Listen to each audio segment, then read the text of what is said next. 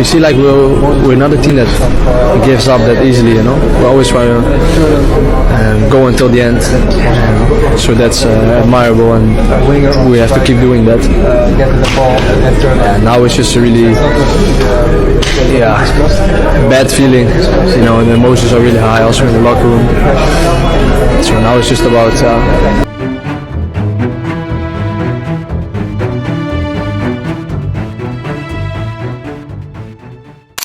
Malam itu, langit sepak bola Indonesia terasa redup.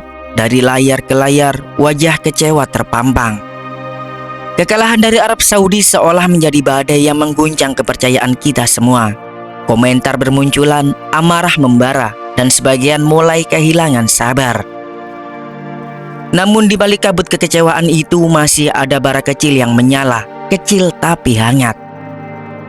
Karena sesungguhnya mimpi Indonesia menuju Piala Dunia 2026 belum padam, belum selesai, masih ada jalan, sempit, berliku tapi nyata. Mari kita mundur sejenak, menatap ke masa yang tak terlalu jauh. Masa ketika Sintayong berdiri di pinggir lapangan dengan tatapan tegas. Ia membangun benteng kokoh dari fondasi disiplin dan kerja keras. Di belakang berdiri Rizky Ridho, Jay Itzes, dan Justin Hubner.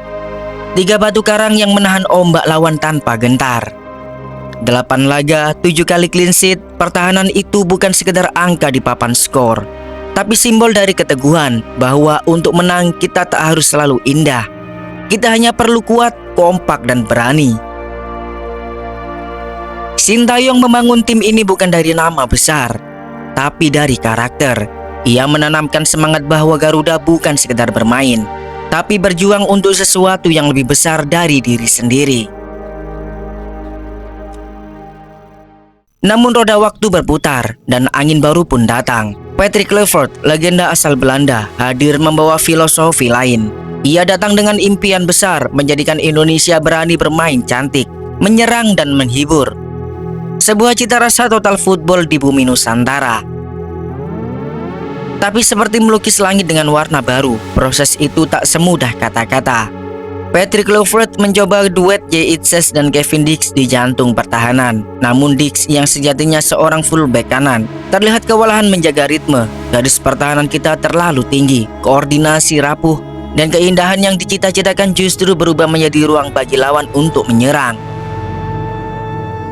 Mungkin disitulah salah satu letak dilema kita antara mempertahankan benteng baja ala Sintayong atau membangun istana baru dengan kaca dan cahaya ala Kluivert. Keduanya punya visi, namun waktu tak selalu memberi kesempatan panjang bagi sebuah eksperimen. Dan kini kita sampai di persimpangan mimpi. 1 laga tersisa, 1 kesempatan terakhir melawan Irak. Menang 2-0 dan berharap Arab Saudi tumbang di tangan Irak. Itulah satu-satunya pintu menuju Piala Dunia 2026 secara langsung. Sulit, tentu. Tapi bukankah kita sudah terlalu sering membuktikan bahwa keajaiban bisa lahir di tanah ini? Dulu kita tak pernah dianggap, namun kini dunia mulai melirik. Dan dari semua hal yang bisa terjadi, yang paling indah adalah ketika bangsa ini menang dengan caranya sendiri. Melalui doa, keyakinan, dan keberanian untuk tidak menyerah. Jadi wahai para penonton yang mencintai merah putih, untuk kali ini mari kita berhenti mencari kambing hitam.